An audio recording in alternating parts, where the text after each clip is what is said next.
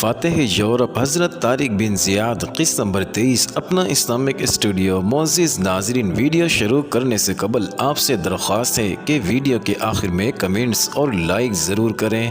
ناظرین، جس وقت یہ سرفروش روانہ ہوئے اس وقت بارش بھی زور و شور سے ہونے لگی، ہوا بھی تیز ہو گئی، بادل اور بجلی گرجنے لگی۔ ایسا معلوم ہوتا تھا کہ جیسے اربعہ عناصر کی ٹکر شروع ہو گئی ہے اور باد و باران کا طوفان امڑ آیا ہے۔ مسلمانوں نے اگرچہ زرہ بختریں پہن رکھی تھی، لیکن بارش کا پانی سروں پر پڑ پڑ کے گلے کے پاس زرہوں کے نیچے جا رہا تھا اور اس طرح وہ بھیگ رہے تھے۔ اس کے علاوہ ہوا ایسی تیز اور بارش اس زور و شور سے ہو رہی تھی کہ آنکھ نہ کھلتی تھی اور نہ آسانی سے آگے بڑھا جاتا تھا۔ ناظرین، مجاہدین کے گھوڑے بھی سخت پریشان ہو رہے تھے، مگر مسلمانوں نے گویا تمام تکلیفوں اور مصیبتوں کو برداشت کرنے کا ارادہ کر لیا تھا۔ ناظرین، ساتھ ساتھ کالی گھٹا، ہوا اور می کا طوفان آ رہا تھا۔ ان سب باتوں نے مل جل کر ایسا اندھیرا کر رکھا تھا کہ پاس کی چیز بھی نظر نہ آتی تھی۔ ناظرین، مسلمان محض قیاس یا خیال کی بنا پر چل رہے تھے، البتہ جب بجلی چمک جاتی تب انہیں قلعہ نظر آ جاتا تھا اور وہ چل پڑتے تھے۔ آخر وہ چلتے چلتے قلعے کی فصیل کے نیچے پہنچ گئے۔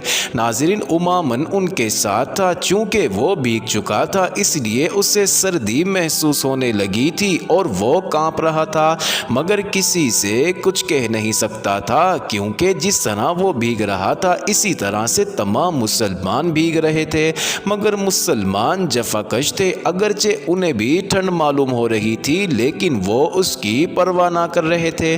ناظرین، بادلوں کی ہولناک گرج اور بجلی کی ہیبتناک کڑک کے ساتھ ساتھ ہوا کی تھرتھراہٹ سے فضا اس قدر گونج رہی تھی کہ گھوڑوں کے سموں کی آواز میں جذب ہو کر رہ جاتی تھی۔ اس سے مجاہدین کو اس بات کا خدشہ نہ رہا تھا کہ گھوڑوں کے قدموں کی آواز قلعہ نشینوں یا فصیل پر موجود عیسائیوں تک پہنچ جائے گی۔ ناظرین، مسلمان خوب جانتے تھے کہ اس وقت ایسی بارش اور ہوا میں ایک عیسائی بھی فصیل پر موجود نہ ہوگا، سب برجوں میں چلے گئے ہوں گے یا پھر فصیل کے نیچے بارکوں میں جا گھسے ہوں گے۔ ناظرین، عیسائیوں کو پورا یقین ہوگا کہ قلعے میں نقب نہیں لگ سکتی۔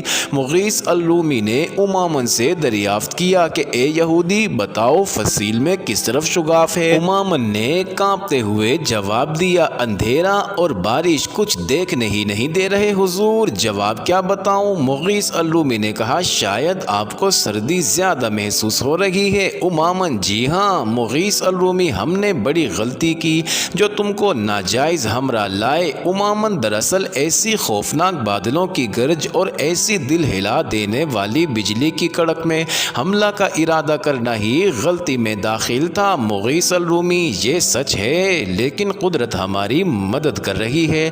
طوفان اسی لیے اٹھا ہے کہ اگر ہم اس موقع سے فائدہ نہ اٹھائیں تو ہم سے بڑا بدنصیب کون ہو سکتا ہے؟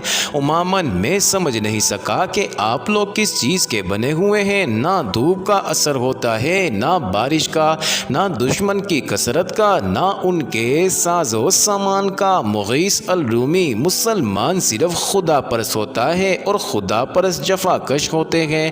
ہم بھی جفاکش ہیں، اللہ پر بھروسہ رکھتے ہیں اور جب کسی کام کا ارادہ کر لیتے ہیں تو پھر اپنے ارادے سے ٹلتے نہیں ہیں۔ اللہ مدد کرتا ہے اور ہم کامیاب ہوتے ہیں۔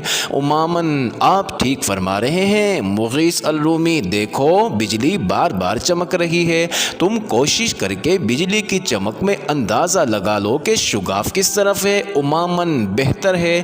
ہر ہولناک گرج کے بعد بجلی چمکتی تھی اور بادلوں کے اوپر سانپ کی طرح لہرانے لگتی تھی، اگرچہ اس کی چمک اتنی تیز ہوتی تھی کہ آنکھیں جھپک جاتی تھیں، لیکن مسلمان کچھ نہ کچھ دیکھ ہی لیتے تھے۔ ناظرین، اس مرتبہ بھی جب بجلی چمکی تو امامن نے بھی فوراً آنکھیں کھول کر دیکھا، لیکن اس کی آنکھیں فوراً ہی بند ہو گئیں۔ مغیث الرومی نے کہا کہ کہو، کچھ اندازہ لگایا تم نے؟ امامن، جی نہیں، بجلی کی تیزی نے میری آنکھیں بند کر دی تھیں۔ مغیث الرومی، اچھا، تمہیں اس کی کوئی خاص نشانی یاد ہے؟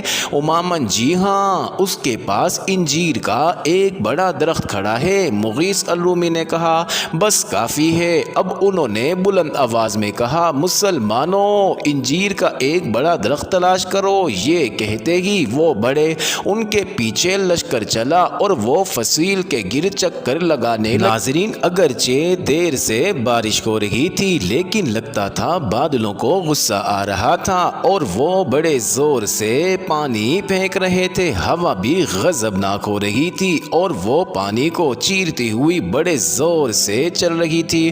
ادھر بجلی تیش میں آ رہی تھی اور گرج گرج کر چمک رہی تھی۔ اس وقت طوفان میں بجائے کمی کے اور شدت آ گئی تھی اور اس کو مسلمان اللہ کی رحمت سمجھ رہے تھے اور وہ برابر بھیگے ہوئے بڑھ رہے تھے۔ جب وہ شمال کی طرف پہنچے تو مسلمانوں نے ایک بڑا انجیر کا درخت عین فصیل کے نیچے کھڑا ہوا دیکھا۔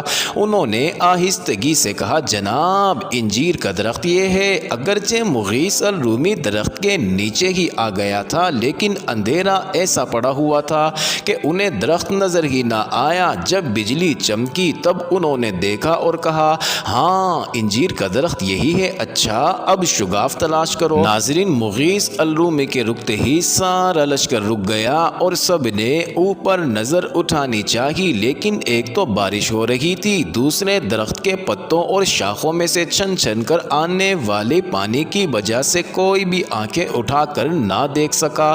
ناظرین جس وقت بجلی چمکی انہیں شگاف نظر آ گیا۔ انہوں نے مغیث الرومی کے پاس جا کر کہا ہم نے شگاف دیکھ لیا ہے۔ مغیث الرومی نے کہا کہاں؟ ایک مجاہد اس درخت کا تنا فصیل کی طرف گیا ہے اور ایک شگاف بالکل تنے کی سیدھ میں ہے۔ امامن بھی وہیں کھڑا تھا، اس نے کہا ٹھیک کہا انہوں نے، شگاف بالکل تنے کی سیدھ میں ہے۔ مغیث الرومی نے کہا کیا تنا شگاف تک گیا ہے؟ امامن نہیں، 3 یا 4 فٹ کے فاصلے پر رہ گیا ہے۔ پھر اگلی شاخ اس قدر نازک ہے کہ وہ کسی انسان کا بوجھ برداشت نہیں کر سکتی۔ ایک دبلے پتلے مسلمان نے کہا مگر وہ میرا بوجھ سنبھال لے گی، میں لشکر میں شاید سب سے ہلکا ہوں۔ امامن نہیں، تم اس پر چڑھنے کی کوشش نہ کرنا ورنہ گر پڑو گے اور ہلاک ہو جاؤ گے۔ مسلمان مرنا تو ہماری عین تمنا ہے، امامن تمہارا یہی حوصلہ ہماری کامیابی کا ضامن ہے۔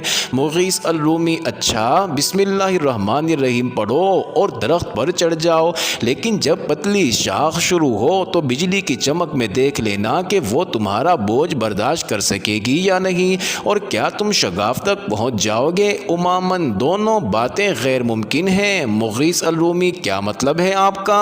امامن یہی کہ نہ شاخ اس کا بوجھ سنبھال سکے گی اور نہ شگاف تک پہنچ سکیں گے۔ مغیث الرومی اللہ مدد کرے گا، ہمارا اسی پر تکیہ یعنی یقین ہے۔ نوجوان مجاہد گھوڑے سے نیچے اتر آیا۔ بارش اتنی تیز ہو چکی تھی کہ زمین پر پانی کا سیلاب آ گیا تھا۔ ناظرین گھٹنوں گھٹنوں تک پانی چڑھا ہوا تھا اور ابھی تک پانی اسی شد و مد سے برس رہا تھا۔ نوجوان پانی کو چیرتے ہوئے درخت کے تنے کے پاس پہنچا۔ اس نے ٹٹول کر دیکھا تمام تنا بھیگ رہا تھا۔ بھیگے ہوئے درخت پر چڑھنا آسان نہیں تھا مگر اس نے بسم اللہ اللہ اکبر کہا اور نہایت ہوشیاری اور احتیاط سے چڑھنا شروع۔ ناظرین وہ جوں جوں اوپر چڑھتا جاتا تھا بھیگی ہوئی شاخوں سے پانی بارش کی طرح ٹپک رہا تھا۔ کئی مرتبہ پھسلا بھی مگر اس کے عزم و استقلال میں کچھ فرق نہ آیا اور وہ بدستور چڑھتا رہا۔ بالآخر وہ درخت پر چڑھ گیا۔ چڑھتے ہی وہ اس ٹہنی پر ہو لیا جو کہ فصیل کی طرف پھیلا ہوا تھا۔ ناظرین تنے کے پاس سے تو وہ کافی موٹا تھا اور اس پر آسانی سے آدمی چل سکتا تھا لیکن جوں جوں وہ آگے بڑھتا گیا تنا پتلا اور نازک ہوتا جا رہا تھا۔ بالآخر وہ شاخ کے آخری سرے پر پہنچ گیا۔ چونکہ شاخ نازک تھی وہ جھک گئی۔ بجلی کی چمک میں نوجوان نے فصیل اور شگاف کو دیکھا۔ اس سے 2 گز کے فاصلے پر فصیل میں شگاف تھا۔ اس نے بسم اللہ کہہ کر جست لگائی اور خوش قسمتی سے شگاف کے اندر اس طرح جا بیٹھا جیسے کسی نے اٹھا کر بٹھا دیا ہو۔ اس کے کچھ ہی اوپر فصیل کے کنگرے تھے، وہ کنگروں پر چڑھ کر اچھلا اور فصیل پر جا پہنچا۔ ناظرین بارش اب بھی تیز اور زور و شور سے ہو رہی تھی، ہوا بھی تیز ہو گئی تھی۔ اس نے فصیل پر جا کر دیکھا ساری فصیل خالی تھی، وہاں ایک بھی عیسائی نہ تھا۔ ناظرین، اس نے جلدی سے اپنا امامہ کھول کر لٹکا دیا اور بلند آہنگی سے کہا، میں فصیل پر آ گیا ہوں اور امامہ لٹکا رہا ہوں، اوپر چڑھنا شروع کر دو۔ ناظرین، امامن کو یقین تھا کہ وہ نوجوان فصیل تک نہیں پہنچ سکے گا اور بالضرور درخت کے اوپر سے گر پڑے گا، مگر اس نے اس کی آواز سنی اور اس کا مطلب سمجھا تو اسے بڑی حیرت ہوئی۔ اس نے کہا، بڑی حیرت کی بات ہے یہ۔ مغیث الرومی نے کہا، حیرت کی بات نہیں، اللہ کی مہربانی ہے۔ اب مسلمان فصیل کے پاس پہنچے اور گھوڑوں سے نیچے اتر کر امامہ کے ذریعے اوپر چڑھنے لگے۔ ناظرین، جب اندازاً 500 آدمی اوپر پہنچ گئے تب مغیث الرومی نے باقی لوگوں کو روک لیا اور کہا کہ وہ تمام اپنے اپنے گھوڑوں کو لے کر دروازے پر پہنچ جائیں اور دروازہ کھلنے کا انتظار کریں۔ ناظرین، 2 آدمیوں کو حکم دیا کہ وہ سیدھے لشکر میں جائیں اور تمام مسلمانوں کو لے کر صدر دروازے پر آ جائیں۔ ناظرین، دونوں آدمی لشکر کی طرف اور بقایا 500 سوار ماں اپنے اپنے گھوڑوں کے صدر دروازے پر آ گئے۔ ناظرین، ان کے چلے جانے کے بعد مغیث الرومی بھی اوپر چڑھ گئے اور انہوں نے فصیل پر پہنچ کر اپنی اس پہلی کامیابی پر اللہ کا شکر ادا کیا۔ ناظرین، بارش ابھی تک ہو رہی تھی، ہوا کے تیز جھونکے چل رہے تھے اور بجلی برابر کڑک رہی تھی۔ ناظرین، چونکہ مسلمانوں کو بھیگتے دیر ہو گئی تھی، اس لیے اب انہیں سردی محسوس ہونے لگی تھی اور وہ کانپنے بھی لگے تھے۔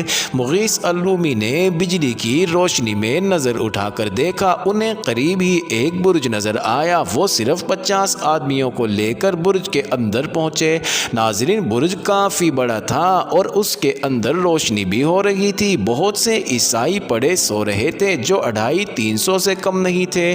ناظرین، مغیث الرومی نے جاتے ہی اللہ اکبر کا نعرہ لگایا۔ ناظرین، ان کے نعرے کی آواز سنتے ہی عیسائی چونک چونک کر اٹھنے لگے۔ جب اٹھتے ہی انہوں نے مسلمانوں کو دیکھا تو گھبرا گئے اور جلد جلد اٹھ کر ہتھیاروں کی طرف دوڑے۔ مغیث الرومی نے ڈپٹ کر کہا، خیریت چاہتے ہو تو ہتھیار ڈال دو، مگر عیسائی چونکہ عربی نہیں جانتے تھے، انہوں نے ان کی بات سمجھی ہی نہیں اور ہتھیار لے لے کر مسلمانوں کے اوپر آ ٹوٹے۔ چونکہ مسلمان صرف 50 ہی برج کے اندر آئے تھے، اس لیے انہوں نے سوچا کہ وہ ان کو مار ڈالیں گے یا فصیل سے نیچے گرا دیں گے۔ انہوں نے نہایت جوش میں آ کر مسلمانوں پر حملہ کر دیا۔ ناظرین، اس سے مسلمانوں کو بھی غصہ آ گیا اور انہوں نے بھی فوراً تلواریں کھینچ لیں اور عیسائیوں پر ٹوٹ پڑے۔ عیسائی غضبناک ہو کر تلواریں چلا رہے تھے، لیکن مسلمانوں پر گویا ان کی تلواروں کا اثر ہی نہ ہوتا تھا اور مسلمان انہیں برابر قتل کر رہے تھے۔ تھوڑی ہی دیر میں ایک ایک کر کے تمام عیسائی مارے گئے۔ ناظرین، مسلمانوں نے ان کی لاشیں کھینچ کھینچ کر فصیل سے نیچے گرا دیں اور اب وہ زینہ کی تلاش میں چلے۔ ناظرین، اندھیرا اس قدر بڑا ہوا تھا کہ کسی طرف کی کوئی چیز بھی دکھائی نہ دیتی تھی۔ دوسرے یہ لوگ زینوں سے بالکل نا واقف تھے، غور سے دیکھنے اور ٹٹول کر چلنے پر بھی انہیں کوئی زینہ نہ ملا، حالانکہ انہوں نے دور تک دیکھ لیا، یہاں تک کہ وہ دوسرے برج کے قریب پہنچ گئے۔ مغیث الرومی نے برج کے اندر جھانک کر دیکھا، اس میں بھی اتنے ہی عیسائی تھے جتنے پہلے میں تھے، لیکن اس برج کے زیادہ عیسائی جاگ رہے تھے اور بہت کم سو رہے تھے۔ ناظرین، مغیث الرومی تھوڑے سے سپاہیوں کو ساتھ لے کر بڑھے اور برج میں داخل ہوئے اور جاتے ہی معزز ناظرین، یہ انٹرسٹنگ ویڈیو جاری ہے، اگلی ویڈیو قسط نمبر 24 میں دیکھنا مت بھولیے گا۔